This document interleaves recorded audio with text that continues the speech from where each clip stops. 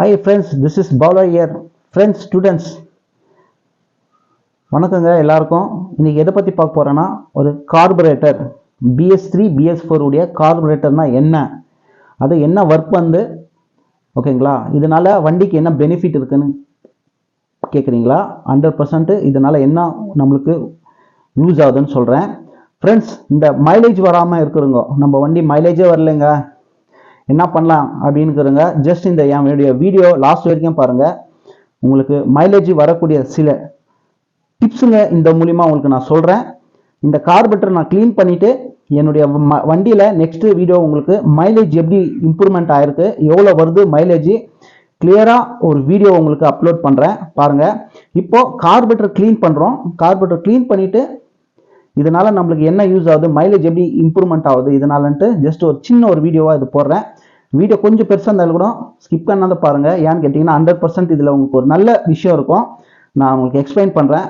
அட என்னடா இவர் கார்பரேட்டர் வச்சுட்டாரு, எங்கே எக்ஸ்பிளைன் பண்ணுறாரு, கார்பரேட்டர் மட்டும் இருக்குதுன்னு பார்க்குறீங்களா? அதெல்லாம் ஒன்றும் இல்லை ப்ரோ. நான் இப்போ வரேன், இப்போ வந்து உங்களுக்கு எக்ஸ்பிளைன் பண்ணுறேன் பாருங்கள். வந்துன்னுக்கிறேன்.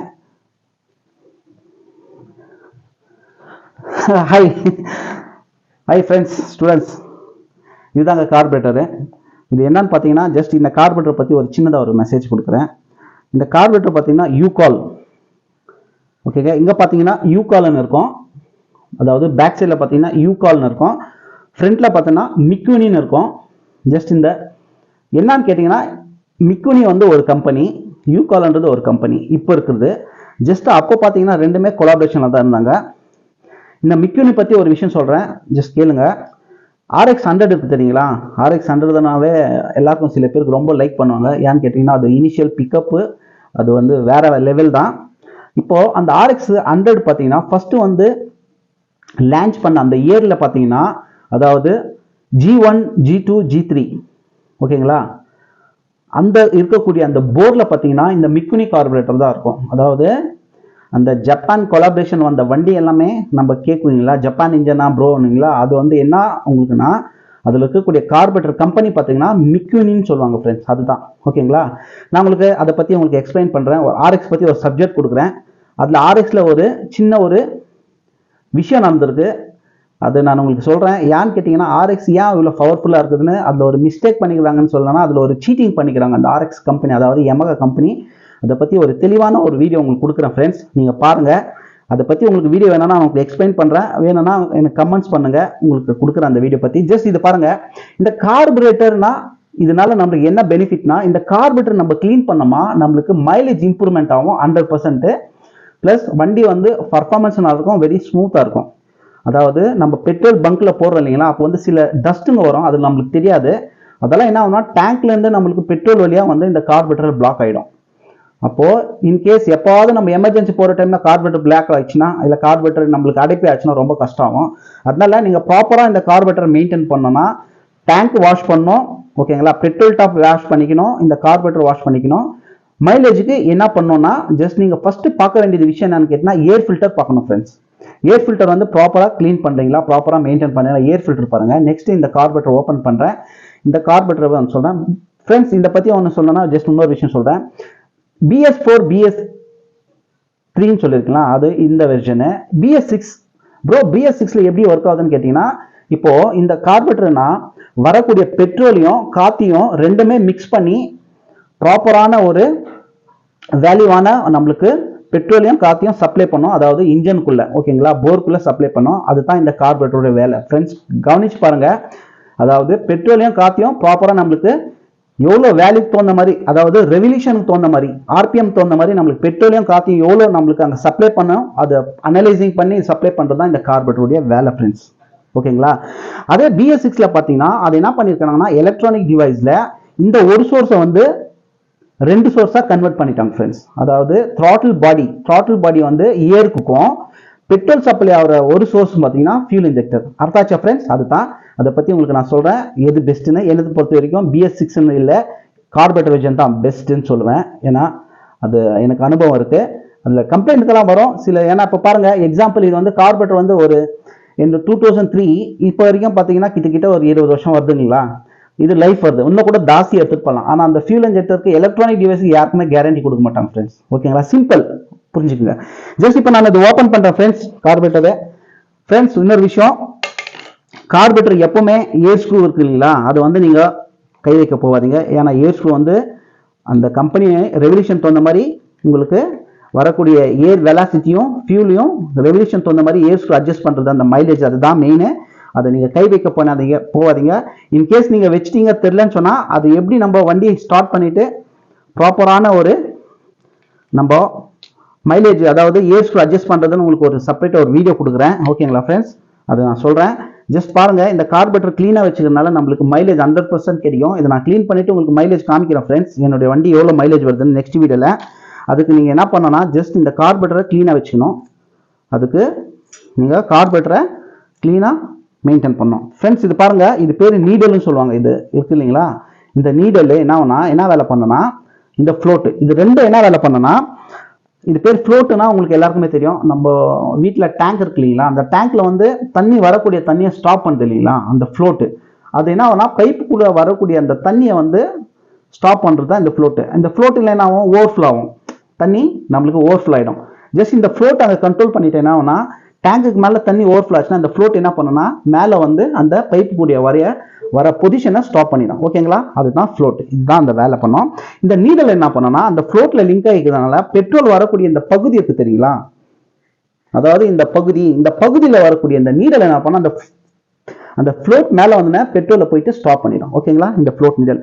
அதாவது நான் என்ன சொல்ல வரேன்னா, இந்த கார்பரேட்டர்ல வரக்கூடிய ஒரே ஒரு ப்ராப்ளம் கேட்டிங்கன்னா, இந்த ஃப்ளோட், இந்த நீடல் அதாவது ஓவர்ஃப்ளோ ஆகும். அதுதான் கார்பரேட்டர்ல ஒரு மைனஸ் பாயிண்ட். பட் அது கூட வராது, ப்ராப்பரா நீங்க மெயின்டைன் பண்ணீங்கன்னா வராது. ஏன்னா பாருங்க, எனக்கு இன்னும் வரைக்கும் ஓவர்ஃப்ளோ ஆகுதே இல்லை.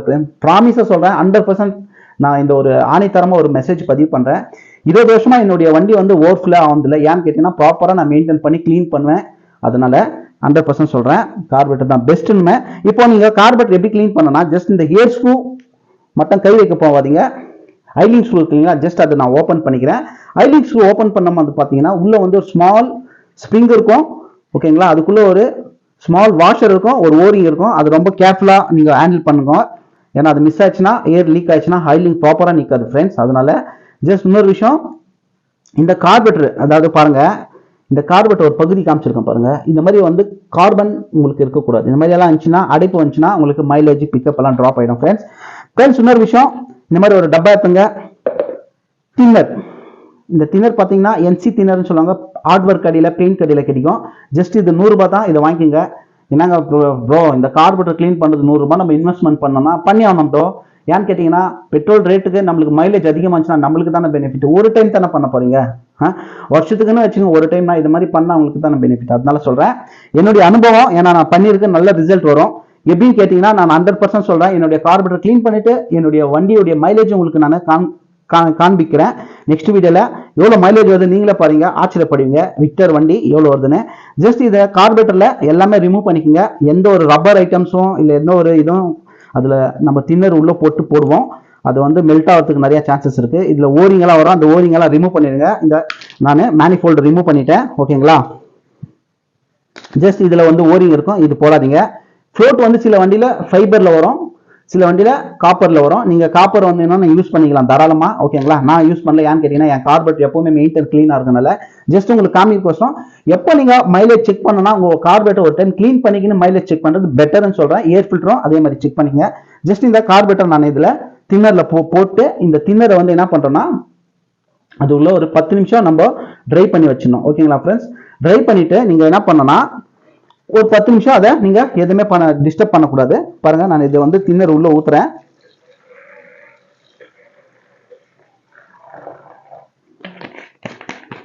ஓகேங்களா ஃப்ரெண்ட்ஸ், இப்போ வந்து நான் ஒரு 10 நிமிஷம் ஒரு கேப் எடுத்துக்கிறேன். போயிட்டு ஒரு டீயோ காஃபியோ ஒன்று குடிச்சிட்டு வந்துடுறேன். அந்த 10 நிமிஷம் நீங்களும் ஏதாவது எமர்ஜென்சி வேலை இருந்தால் போயிட்டு வந்துருங்க. 10 நிமிஷம் விட்டு உங்களை பார்க்குறேன் ஃப்ரெண்ட்ஸ். கார்பரேட்டரில் ஃபர்ஸ்ட் கவனிக்க வேண்டிய விஷயம், ரப்பர் ஐட்டம்ஸ் எதுவுமே அதில் இருக்கக்கூடாது. எல்லாத்தையும் ரிமூவ் பண்ணிடுங்க. ஏன்னா தின்னர் வந்து ரொம்ப பவர்ஃபுல்லு. கார்பரேட்டர் இருக்கிற ஒவ்வொரு டஸ்ட்டையும் உங்களுக்கு எல்லாமே கிளியர் பண்ணிடும். அதனால சொல்கிறேன் ஃப்ரெண்ட்ஸ். ஓகேங்களா, 10 நிமிஷத்தில் அப்படி போயிட்டு அப்படி வந்துடுறேன். நீங்களும் ஒரு டைம் எடுத்துங்க, பிரேக் எடுத்துங்க. பிரேக்கு அப்புறம் சந்திக்கலாம். Welcome back bro. வந்தாச்சு நான். எல்லாம் வந்துட்டீங்களா ஃப்ரெண்ட்ஸ்? இப்போது கார்பரேட்டர் எல்லாமே க்ளீன் ஆயிடுச்சு. ஜஸ்ட் எல்லா ஹோல்ஸ்லையும் நான் கிளியர் பண்ணிட்டேன். உங்கள் வீட்டில் ஏதாவது பம்ப் இருந்தால் கூட இந்த பம்பில் நீங்கள் எல்லாமே ஹோல்ஸில் காற்று வச்சுக்கலாம் ஃப்ரெண்ட்ஸ். இது வந்து மெயின் ஜெட்டுன்னு சொல்லுவாங்க. இது வந்து இதில் வந்து 2 ஜெட்டு வருது. ஒன்று மெயின் ஜெட்டு, ஓகேங்களா, ஒன்று வந்து ஸ்மால் ஜெட்டு. இந்த ஸ்மால் ஜெட்டு வந்து நீங்கள் பக்காவாக நீங்கள் மெயின்டைன் பண்ணணும்.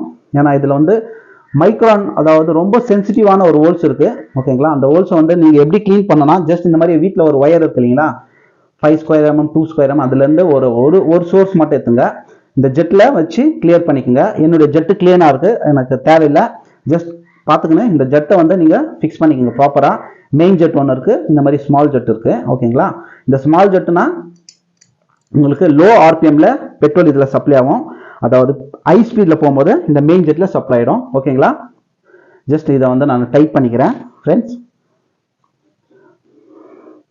ரொம்ப இதை வந்து நிதானமாக பண்ணோம் கார்பரேட்டர் க்ளீன் பண்ணுறது, ஓகேங்களா. உங்களுக்கு நான் காமிக்கிறதுக்கோசரம் நான் ஃபாஸ்ட்டாக பண்ணுறேன் ஃப்ரெண்ட்ஸ்.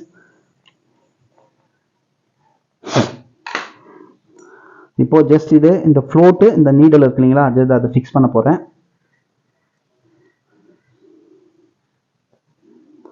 இந்த 2 ஜெட்டை வந்து நீங்கள் டைப் பண்ண ஃப்ரெண்ட்ஸ், மெயின் ஜெட்டு அப்புறம் வந்து பைலட் ஜெட்டுன்னு சொல்லுவாங்க சில பேர். அந்த 2 ஜெட்டை வந்து உள்ளுக்கிற ஜெட்டை வந்து நீங்கள் ப்ராப்பராக டைப் பண்ணிடணும், ஓகேங்களா, மறந்துடாதீங்க. ஜஸ்ட் நான் இப்போ ஃப்ளோட்டு ஃபிக்ஸ் பண்ணிட்டேன் ஃப்ரெண்ட்ஸ். இப்போ பாருங்கள், இந்த ஃப்ளோட் தான் ஃப்ரெண்ட்ஸ். பெட்ரோல் இந்த சேம்பர் வழியில் என்ன ஆகுனா, இந்த சேம்பரில் பெட்ரோல் நம்மளுக்கு வந்து அங்கே ஸ்டோரேஜ் ஆகும்போது என்ன ஆகுனா, ஸ்டோரேஜ் ஆகும்போது அந்த லெவல் வந்து இந்த ஃப்ளோட் வந்து மேலே போயிடும் ஃப்ரெண்ட்ஸ், ஓகேங்களா. அங்கே பாருங்கள், ஜஸ்ட் இந்த ஃப்ளோட் மேலே போயிடுச்சுன்னா பெட்ரோல் ஸ்டாப் ஆகிடும். பெட்ரோல் இன்ஜினுக்கு சப்ளை ஆகும்போது இந்த சேம்பர்ல இருக்குங்களா, இந்த சேம்பர்ல பெட்ரோல் லெவல் கம்மியாகுது இல்லைங்களா, ஜஸ்ட் அப்போ கம்மியாகும் போது என்னன்னா அந்த ஃப்ளோட் மேலேருந்து கீழே வருது இல்லைங்களா, அப்போ பெட்ரோல் உள்ள வரும், பெட்ரோல் உள்ள என்ட்ரி ஆகும். திருப்போ லெவல் ரொம்ப சேம்பர் என்னன்னா பெட்ரோல் இந்த ஃப்ளோட் மேலே போய் ஸ்டாப் ஆயிடும். அவ்வளோதான் ஃப்ரெண்ட்ஸ், இந்த ஃப்ளோட்டை நீடல் பண்ணுறது வேலை அவ்வளோதான். புரிஞ்சுங்களா? ஓகேங்களா, ரொம்ப சிம்பிளுங்க, எல்லாமே பண்ணலாம். உங்களுக்கு பண்ணோம், உங்க கான்ஃபிடன்ஸ் தாங்க எல்லாமே. உங்களுக்கு என் வண்டி கூட இந்த மாதிரி பண்ணனா பண்ணலாங்க. ஏன்னா இது ஒன்றும் பெரிய விஷயம் இல்லை, இது நம்ம தானே கண்டுபிடிச்சோம், அது நம்ம பண்ணுறதுக்கு என்னத்துக்கு பயப்படுறோம், ஓகேங்களா. எந்த ஒரு விஷயமே எல்லாமே நம்ம பண்ணுறதுல தான் இருக்குது. நம்ம தைரியமாக எது பண்ணுறோமோ அது நம்மளுக்கு இதாகும். அதான் நான் சொல்கிறேன், எல்லாமே நம்ம தான் காரணம், ஓகேங்களா. எந்த ஒரு விஷயத்தையுமே நம்ம பயப்படக்கூடாது, தைரியமாக பண்ணுங்க. அதுக்குன்னு சொல்லிட்டு பாம்பு புத்துக்குள்ளே போயிட்டு கை விட்டுறாதீங்க, ஓகேங்களா.